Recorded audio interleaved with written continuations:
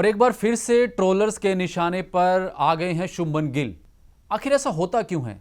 क्यों नहीं हम क्रिकेट को एक अच्छी खेल भावना के साथ लेते हैं? आखिर ये ट्रोलर्स क्या होते हैं? क्यों ट्रोल किया जाता है? ये शब्द के मायने क्या हैं? लेकिन ताजा मामला यह है, जैसे ही शुभमन गिल ने आरसीबी के खिलाफ आईपीएल में शतक जड़ा, आरसीबी की टीम आईपीएल से बाहर हुई और एक अच्छा जो खेल भावना होनी चाहिए थी वो तारीफों के पुल भी बंधे और बंधे भी, लेकिन ट्रोलर्स ने उस वक्त अपनी हदें पार कर दी जब शुभमन गिल ही नहीं उनकी बहन को भी अभद्र भाषा झेलनी पड़ी। और ये पहली बार नहीं है, क्रिकेट में या कई बार ऐसा हुआ है कि ट्रोलर्स के निशाने पर अलग अलग खिलाड़ी आए हैं, चाहे वो युवराज सिंह हो, चाहे वो धोनी हो या विराट कोहली हो, गौतम गंभीर हो। आखिर ये सब हुआ क्यों? वजह सिर्फ एक शतक, एक खिलाड़ी की अच्छी परफॉर्मेंस, तो ट्रोलर्स सहन नहीं कर पाए। आईपीएल का मैच होता है, एक तरफ विराट कोहली होते हैं, एक तरफ होती है गुजरात की टीम। आरसीबी से विराट कोहली खेल रहे थे, शतक जमाया, लेकिन उसके जवाब में गुजरात की टीम ने मैच जीत लिया पंजाब के स्टार बल्लेबाज शुभमन गिल के शतक की बदौलत। यानी कि पहले विराट कोहली का शतक लगता है, लेकिन उसके जवाब में शुभमन गिल शतक लगाते हैं और टीम को जीत दिला देते हैं। उसके बाद होता है ट्रोलिंग का खेल शुरू। बहुत बार इस पर चर्चाएं हो चुकी हैं। ट्रोल शब्द क्या होता है वो भी समझाएंगे, क्यों निशाने पर आए वो भी बताएंगे। पहली बार ये समझाते हैं कि ट्रोलर्स क्या करते हैं। एक ऐसा समूह जो उत्तेजित होकर भाषा शब्दों के मायने नहीं जानता, वो जो लैंग्वेज होती है वो काफ़ी एक कह लें अभद्र भाषा का प्रयोग करते हैं, गुस्से में बहुत कुछ बोला जाता है, ट्रोल कहा जाता है, जिसे कहते हैं ट्रोल करना। यानी कि एक पर्टिकुलर व्यक्ति के खिलाफ एक समूह है वो ट्रोल करता है। उदाहरण के तौर पर जिस तरह से शुभमन गिल ने शतक बनाया, तो जो आरसीबी के फैंस थे उन्होंने गुस्से में शुभमन गिल को और उनकी बहन को अभद्र भाषा का प्रयोग करना शुरू कर दिया।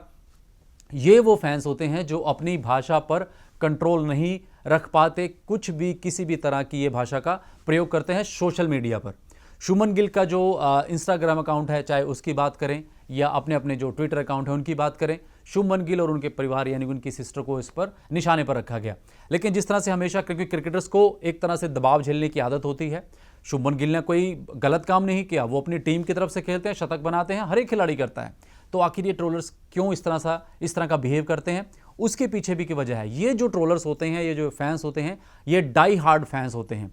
लेकिन इसके साथ ही इन फैंस को ये सलाह भी दी जाती है कि वो हार को पचा पाएं और जीत की खुशी मनाएं। लेकिन जब हार को नहीं पचा पाते तो अपना जो गुस्सा है वो अभद्र भाषा के तौर पर ये जाहिर करते हैं।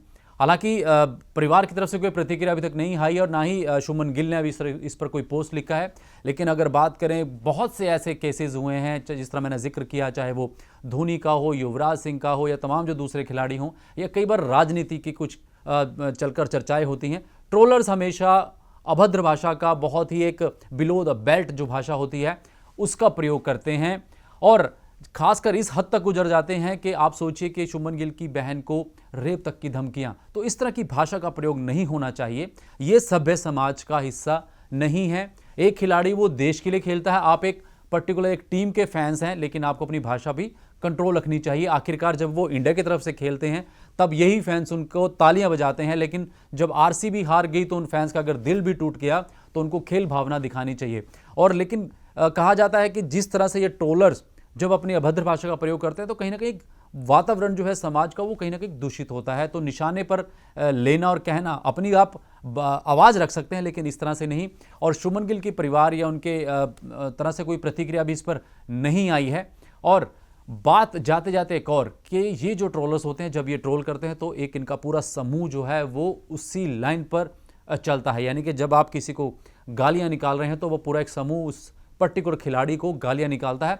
और खासकर आरसीबी के फैंस की बात की जाए, कुछ फैंस ने यह भी कहा है कि ठीक है हम आरसीबी के फैंस हैं, दिल दुखा आपकी पारी से, लेकिन आरसीबी की गेंदबाजी की भी कमजोरी थी। तो कुछ इस तरह के फैंस भी थे जिन्होंने हार पचाई और सभ्य भाषा का प्रयोग किया। हमने जब शुभमन गिल का इंस्टाग्राम में जो अकाउंट वो देखा तो उस पर कई आरसीबी के फैंस ने लिखा कि भाई अनफॉलो कर रहा हूं, दुख हुआ। ठीक है, ये सभ्य भाषा है। और कई ने लिखा कि शुभमन गिल आपकी तारीफ भी करनी पड़ेगी लेकिन दिल टूट गया आपकी इस पारी से, सभ्य भाषा। लेकिन कईयों ने बहुत ही खराब जो लैंग्वेज है ट्रोलर्स ने वो उपयोग की और एक मैसेज भी जाता है कि किस तरह से बिहेव जो है वो नहीं करना चाहिए।